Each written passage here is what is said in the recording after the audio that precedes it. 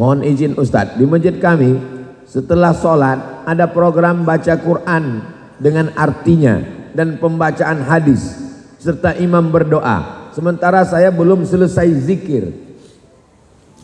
Dia zikir 1000 kali. La ilaha illallah, la ilaha illallah, la ilaha illallah, la ilaha illallah. Lalu Ustadz membacakan ayat. Ya ayyuha, hai orang-orang allazina yang amanu, beriman. Jamaah masih ada yang berzikir. Ustadz sudah mulai ngaji, baca ayat dengan terjemah. Apakah saya berhenti zikir untuk mendengarkan bacaan Quran dan hadis tersebut, atau saya terus saja zikir? Zikir itu dua, menyebut di mulut, mengingat di hati. Kalau menyebut di mulut berhenti, hati kan enggak. Jadi ikut zikir bisa kapan, pagi, petang, siang, malam, di jalan, di WC aja bisa berzikir, tapi mulut enggak nyebut, dalam hati. Maka ngaji ini boleh jadi terlewatkan.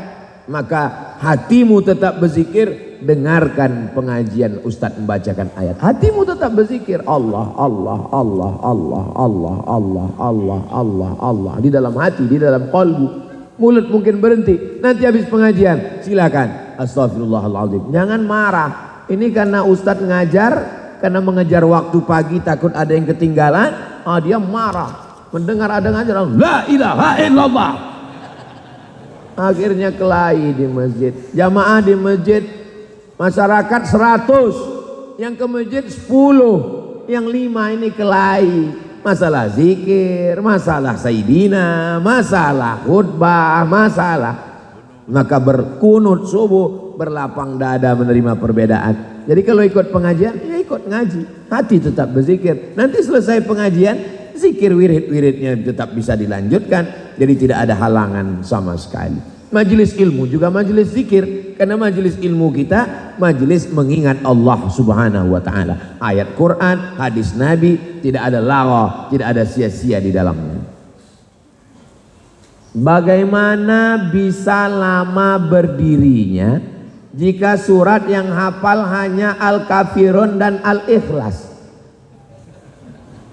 Sholat itu lama berdirinya, rukuknya, sujudnya dikit. Berdirinya sebentar, rukuk sujudnya banyak. Jadi kalau ayatnya pendek, rukuk sujudnya banyak.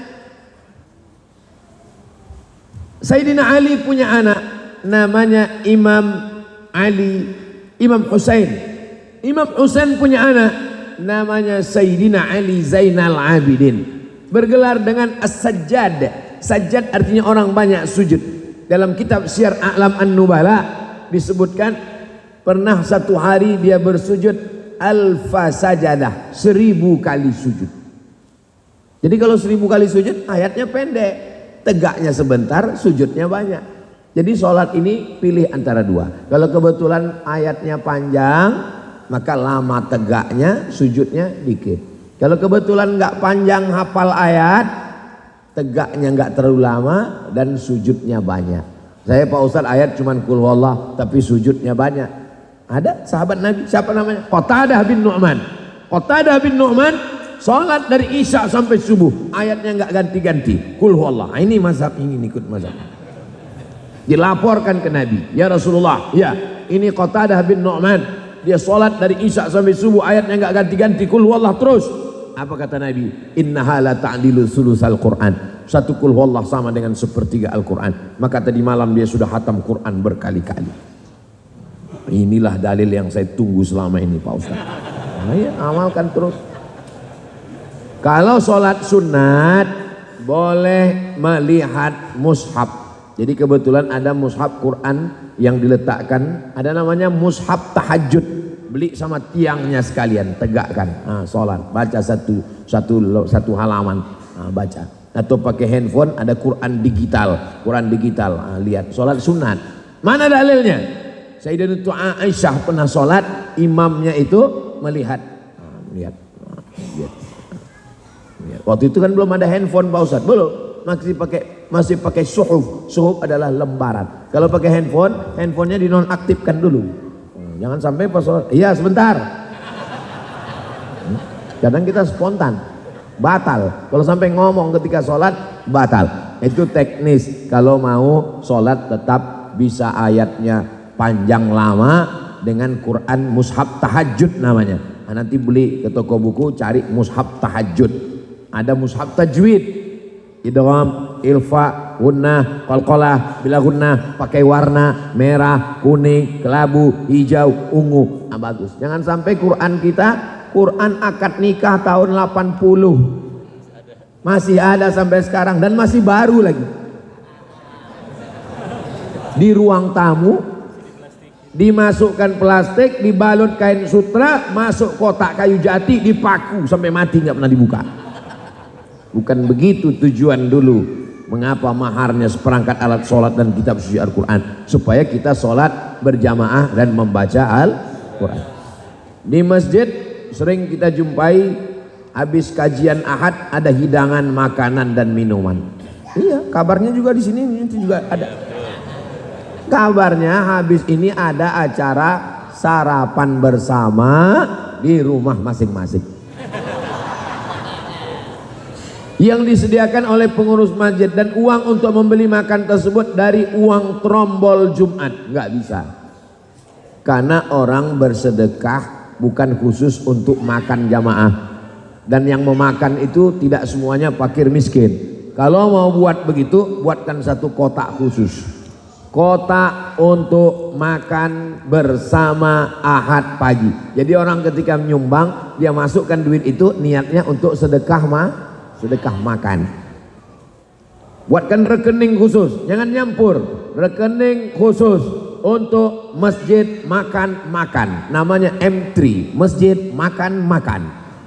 Ada Ustadz Lukman dari Pontianak mensponsori itu. Habis sholat Jumat makan, buka bersama makan, sahur bersama makan, namanya masjid makan-makan. Bagus. Tapi jangan diambil uang orang yang bersedekah umum, tapi dibuatkan kotak khusus atau rekening khusus. Apalagi kalau sampai makan harta anak yatim.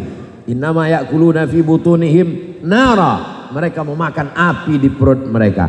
Nah, ini administrasi keuangan masjid mesti betul-betul selektif, jangan sampai salah. Niat baik tapi perbuatannya tidak baik. Tapi bukan berarti saya mengharamkan sama sekali. Siapa saya berani mengharamkan? Saya hanya mengarahkan supaya jangan sampai kita salah dalam beramal. Apakah makanan minuman tersebut jika dimakan oleh jamaah halal dan berdosakah pengurusnya Pak Ustadz? Pengurus tidak memiliki apa-apa. Masjid wa annal masajida lillah. Pengurus adalah orang yang dititipkan amanah untuk mengurus Baitullah berdasarkan amanah yang diberikan umat Nabi Muhammad sallallahu alaihi wasallam. Kebetulan diamanahkan jadi ketua masjid, ya. Ini Ustadz nyindir ketua masjid atau gimana? Enggak, saya ketua masjid. Ini biar kurus begini ketua masjid. Ketua masjid. Maka saya bertanggung jawab penuh. Akhirnya suatu hari datang pengurus, wajahnya berkabung. Saya bilang ada jamaah yang meninggal. Enggak, Pak Ustadz. Ada kecelakaan? Enggak, Pak Ustadz. Terus apa masalahnya? Duit dilarikan sekretaris Pak Ustadz. Berapa? 40 juta Pak Ustadz. Ini duit umat, bukan duit pengurus. Berarti kita bertanggung jawab. Harus kita ganti semua. Kalau gitu kami ngundurkan diri semua Pak Ustadz. Gawat, bahaya. Terpaksa saya ganti pakai duit saya sendiri. Kalau tidak saya dituntut Allah di padang mahsyar. Kalau gitu kasih tahu sama dia, kau mau dilaporkan Ustadz ke polisi, balikkan uang itu. Enggak ada Pak Ustadz, dia pun udah fakir miskin juga sekarang Pak Ustadz. Jadi menjadi pengurus masjid adalah tanggung jawab. Kalau kita bisa mengelola masjid dengan baik sehingga orang ramai, pahalanya 2 kali lipat. Tapi kalau sampai orang nggak ke masjid gara-gara kita, apalagi sampai duit masjid habis, kita diminta tuntut tanggung jawab di hadapan Allah. Tapi jangan gara-gara ini pengurus mundurkan diri semua. Menjadi pengurus masjid mesti tebal-tebal telinga, mesti tahan-tahan hati, mesti tahan-tahan perasaan, mesti tahan-tahan emosi. Kenapa? Karena pengurus masjid ini seperti kue bika Ambon, di atasnya api, di bawahnya api. Banyak sekali. Ustaz kok tahu? Saya pengurus masjid. Saya mengurus beberapa ponakan saya yang yatim. Lalu ketika ada santunan anak yatim, uangnya dipakai untuk belanja kebutuhan pangan sekeluarga. Apakah anggota keluarga yang lainnya termasuk ke dalam memakan harta anak yatim? Faman kana ghaniyan falyasta'fif wa man kana ghaniyan falyasta'fif. Kalau kamu mengurus harta anak yatim, kamu kaya, falyasta'fif, jangan makan harta anak yatim. Berapa makan harta anak yatim ini 1 bulan? Anak yatim sebulan 1,5 juta, jangan kamu ambil lebih. Wa man kana faqiran, tapi kalau kamu sendiri fakir, falyakul, maka kamu boleh memakannya. Standarnya bil ma'ruf, standar urf. Standar urf itu standar kira-kira kalau ngurus 1 orang berapa selayaknya. Kira-kira standar kalau menjadi pengurus berapa selayaknya. Oh, kalau menurut standar di Indonesia dia boleh ngambil 500, lebih diambilnya maka dia sudah curang. Wa may yaghlul ya'ti bima ghalla yaumal qiyamah. Siapa yang curang, dia akan membawa kecurangannya pada hari kiamat. Nah, jadi yang mengurus anak yatim ini hati-hati, jangan sampai perbuatan baik malah berubah menjadi azab di hadapan Allah. Tapi standarnya yang paling bagus, wa man kana ghaniyan falyasta'fif, siapa yang mampu jangan ambil sama sekali. Wa man kana faqiran, tapi kalau dia fakir, dia susah, falyakul, silakanlah dia ambil bil ma'ruf, menurut standar kepantasan di daerah masing-masing. Tidak sama antara Tangerang Selatan dengan Papua. Makan di Papua, di Timika, di Jaya Wijaya nggak sama dengan makan di Jakarta. Maka standarnya itu ada namanya urf. Urf itu menurut standar umum. Pengambilan hukum dalam Islam 10. Quran, hadis, ijma', qiyas, syar'u man qablana, saddu zara'i, qaulu sahabi, istihsan, istishab. Urf. Urf adalah tradisi. Begitu juga dengan uang belanja. Wa ashiruhunna bil ma'ruf. Pergaulilah kamu dengan suami istri dengan baik.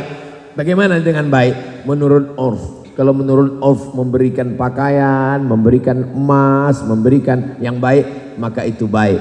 Al umuru bimaqasidiha. Suatu perkara itu dengan maksud dan tujuan-tujuannya. Al adatu muhakkamatun. Adat tradisi bisa dijadikan sebagai hukum selama tidak bertentangan dengan Quran dan sunnah Nabi Muhammad sallallahu alaihi wasallam. Di akhir majelis, mari kita sama berdoa, mudah-mudahan apa yang kita lakukan ini hanya mencari ridha Allah Subhanahu wa taala.